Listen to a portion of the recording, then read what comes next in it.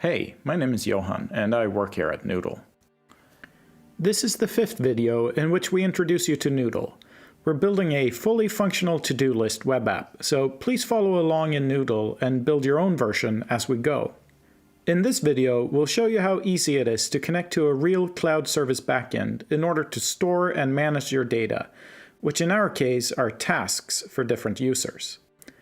Noodle comes with built-in nodes that makes it easy and quick to work with data. In this video, we will introduce a lot of new concepts that are related to working with backends and databases. If this is your first time working with a database or backend, I encourage you to pause and re-watch sections that introduce these new concepts and nodes, such as the Model, Collection, and ForEach node. You can also find all the documentation and written guides for how to work with the data nodes on our documentation site, and the link is in the description of the video. So let's jump in and start populating our app with important tasks. I'm going to click the Cloud Services button so that I can bring up the dashboard for my app's backend. I want to be able to save tasks in my backend, so let's create a new class that can hold my tasks. Let's call it Tasks, no surprise there, and make sure that the type is set to custom like it is for me. When a new class is created, it will have a few default columns, but we want to add some more. For each task, I want to save a task description, which user it belongs to, and if it's done or not. So let's add 3 columns to this class. First, let's create a column for task description, which will be a string. Next, we add another column with the type Boolean, and we will give it the name task done and set its default value to false. Lastly, we add a column for the user ID. It will be of the pointer type, and we want the target class to be our user class, and we will call it user ID. And that's it for setting up the class or table in the backend. Now let's jump back to the main page and see how we can use this class or table. We will now start using some of the data nodes, and specifically, we'll use a model node and get it hooked up so that it will insert new tasks in the backend.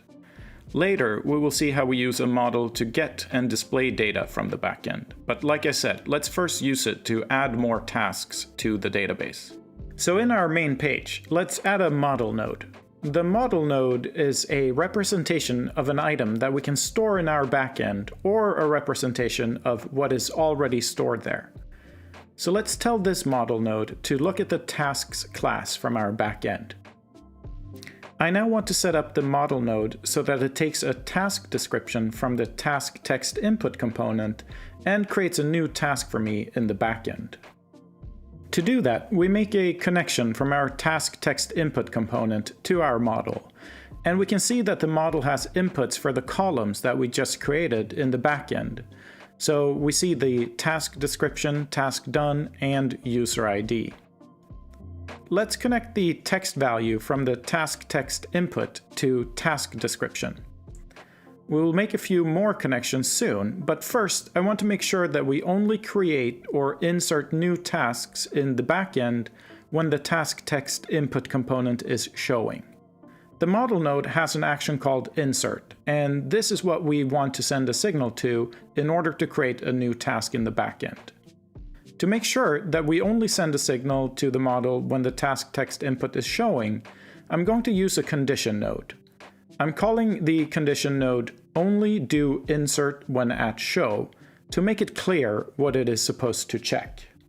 We connect the at show output from the states node to the condition input of the condition node. The at show will be true when we're in the show state and otherwise false. And we want to evaluate this when we click the floating action button. Now, if the condition evaluates to true, then we want the model to do the insert action. So let's make a connection like this. I'm also realizing that I want the task text input component to clear the input field once a new task has been created in the backend. Let's jump into the task text input component and add another port on the component input node and call it clear. Then we want to connect the clear port from the component inputs to the clear action on the text input node. I'm jumping back to the main component because now I want to make a connection from the model node to the task text input component. The model node will send out a created signal once it's done with the insert action, and it is then we want to clear the task text input. We still need to connect a user ID to the model node, and we get that from the user node. So I add a user node and connect the ID to the model's user ID property. We don't need to connect anything to the task done property, since it will be automatically set to false if we don't provide a value. Let's try it out. I'm going to start the preview window, log in, and now I'm going to type in a new task description. Let's call it Test Task 1 and click the Add button. We don't see anything change in our app yet, but let's have a look in the dashboard. If we have a look in the task class, we can now see that it has one task with a description and a user ID and the task done set to false. This is great because it means that the work we just did is working as it should. If your dashboard was open from before, you might need to reload the dashboard to see the newly inserted task. Before we continue displaying the tasks from the backend, let's take a short detour. You might have noticed that every time we preview the app, we need to log in. The backend actually keeps track if a user has been authenticated across sessions, so we can actually make it so that we don't have to log in until a session has expired or we have logged out explicitly. Let's add this by going to the app component. We will add a user node and a condition node. Let's connect the authenticated value from the user node to the condition port of the condition node. Then let's add two navigation nodes. One I will set up to navigate to the main page, and I want to do that without any transition. If my condition is true, it means our user is authenticated. Then I want to navigate to the main page, so I make that connection. The second navigate node should go to the login page. And I want this to happen if the condition is false, meaning we don't have an authenticated user. Now if I preview my app, you can see that we go directly to the main page, and that's because we have an already authenticated user signed in. Okay, so now that we've taken a short detour, let's look at the main page again. We now want our app to display the data that we have in the task class or table in the backend, so let's work on making that happen. First, let's remove these task items that we used to get a feeling for what the app would look like. Let's add a new node to the ListItems group, a ForEach node. The ForEach node takes an array of items and generates a component for each item in that array. And we can get an array of items from a query collection, so let's add one of those. A query collection is a node that you can use to set a query for a class in your backend and then retrieve a set of data that matches your query. So one of the first things we need to do is tell the query node what class or collection name it should look at in the backend. In our case, it's the tasks class. When a query collection has retrieved data, it will be available on the result output. So let's connect that to the items input of our ForEach node. We also need to tell the query collection to execute its query or fetch data.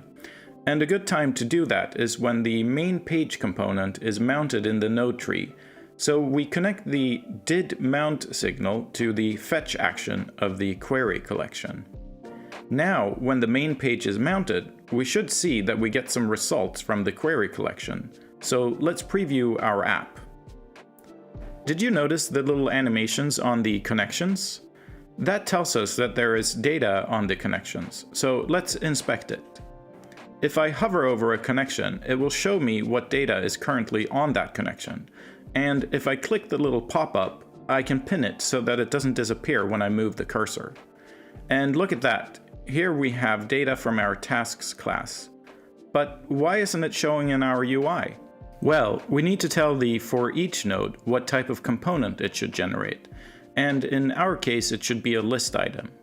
And now we see one list item in the UI, but it's showing our example data from before, so let's change that. In the list item, let's first do a little restructuring. The text and circles with the not done and done states are really a checkbox, so let's create a new visual component called checkbox.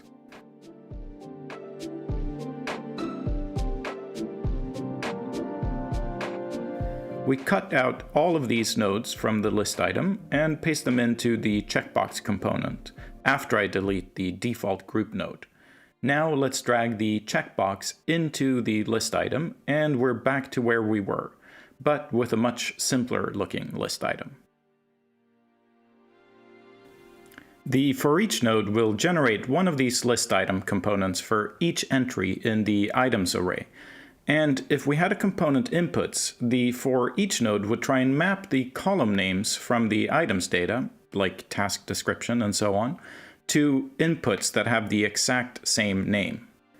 So we could do that, or we can also get the data from a model node if we can provide the model with a item ID or model ID.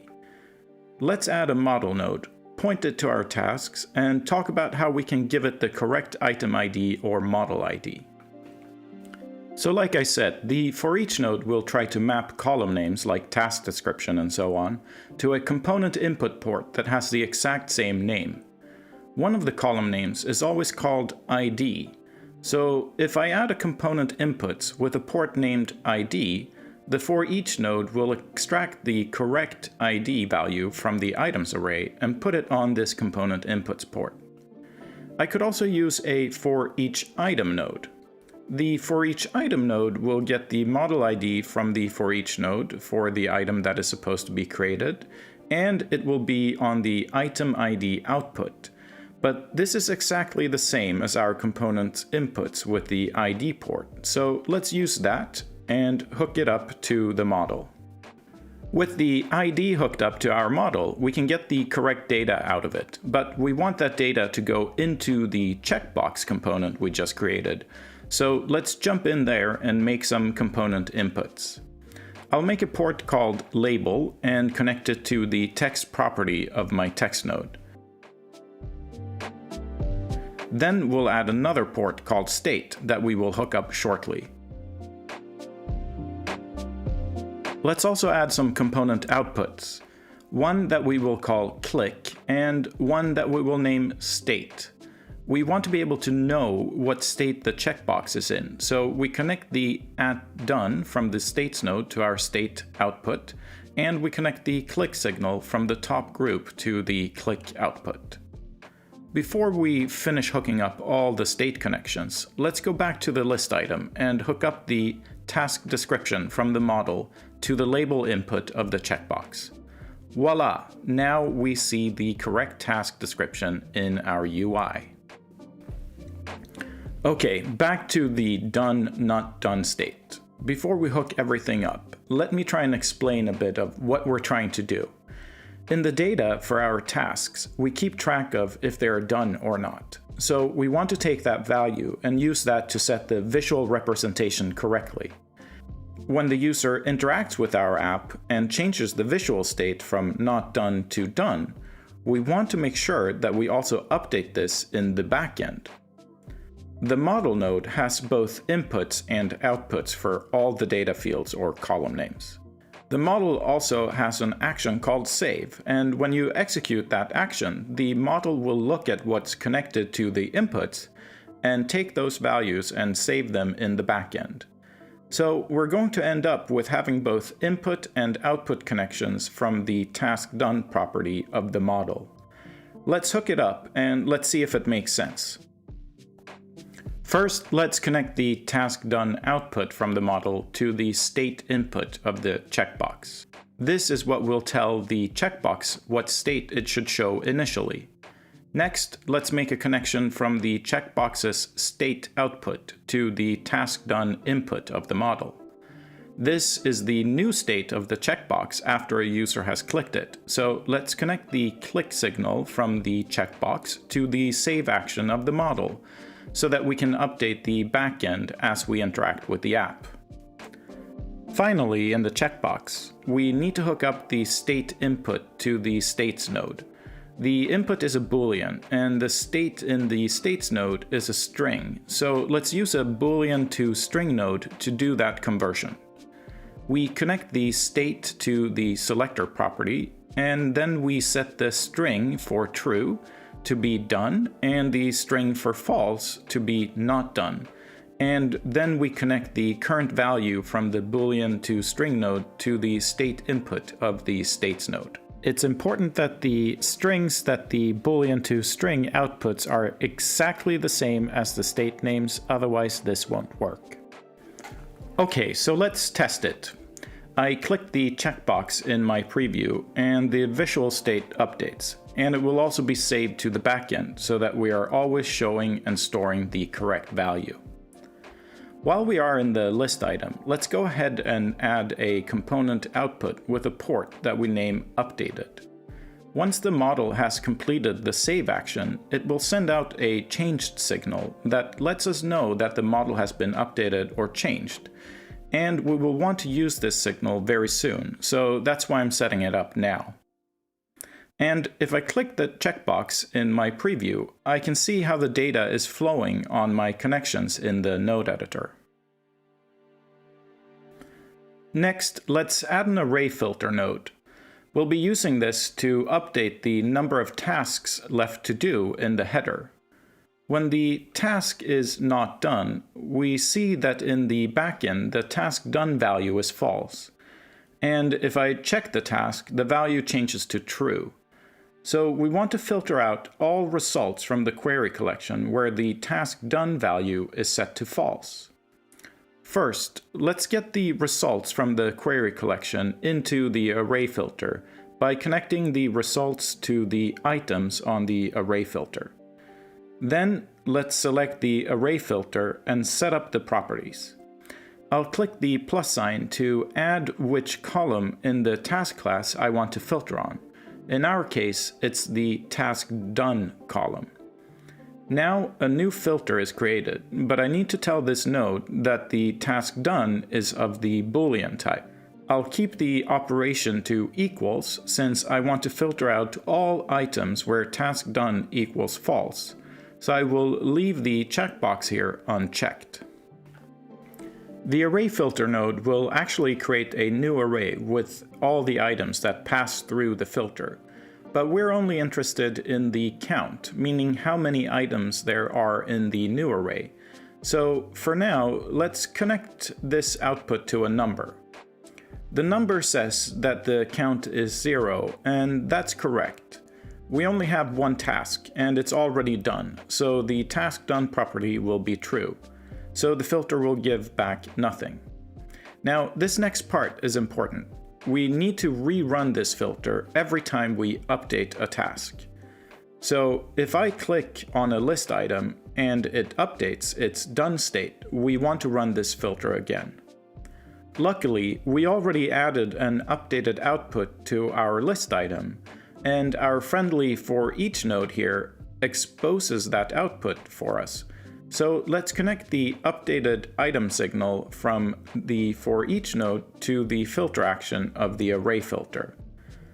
Let's also make sure that the filter runs immediately after our query collection has fetched all its data by connecting the fetched signal from the query collection to the filter action of the array filter.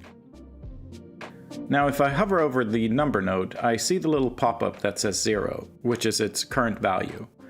If I click that to pin it, and then interact with my app, we see that it updates as my task is either not done or done. Pretty neat. Now let's display this number in the header component. First, in the main header, let's add a component input node and add a port that we will call tasks left to do. Let's connect that to the text property of my number of tasks left text node. Now let's go back to the main page and connect the count from the array filter to the main header input. And let's update the task to verify that it's working. Very nice, but let's make really sure, so let's add another task.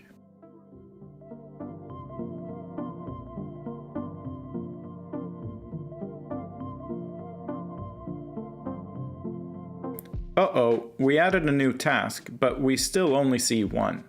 Let's see what needs to be done. So remember down here in my main page, we have a model node that we use to insert new tasks in the backend. Well, we need this model to tell the query collection to do another fetch every time we put a new task in the backend. So we could do that right here, but this component is starting to get quite big, so let's refactor a bit before we make the connection. I'm going to create a new visual component and call it Add New Task. Then I'll just move it to an empty space in my component canvas. Next, back in the main page component, let's select all these nodes at the bottom here and cut them out.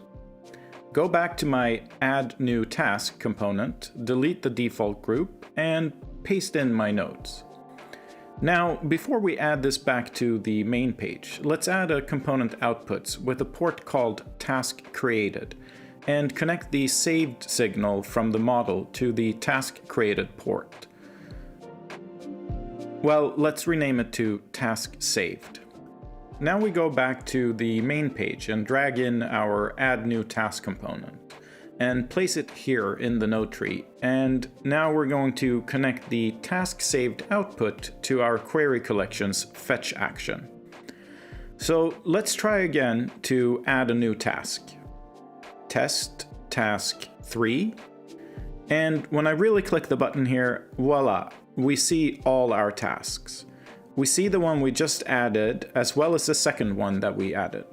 The second one was created successfully before, it just didn't show up in the UI, but now after we tell the UI to update correctly, we see them all.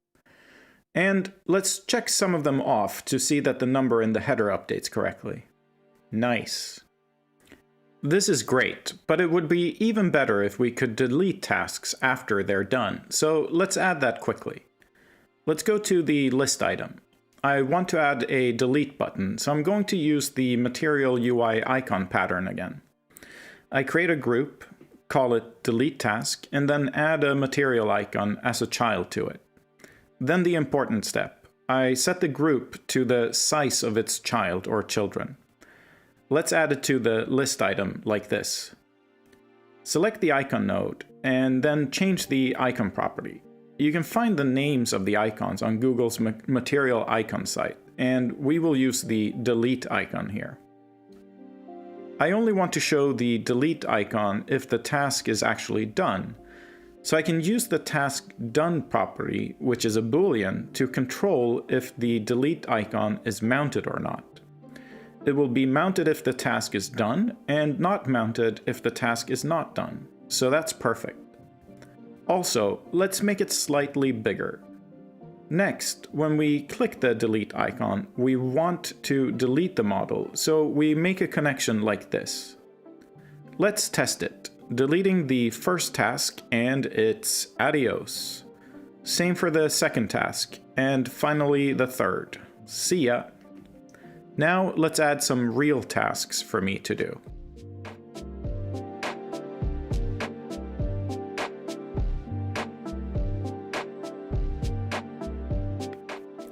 Those pancakes were so good I almost forgot the final thing.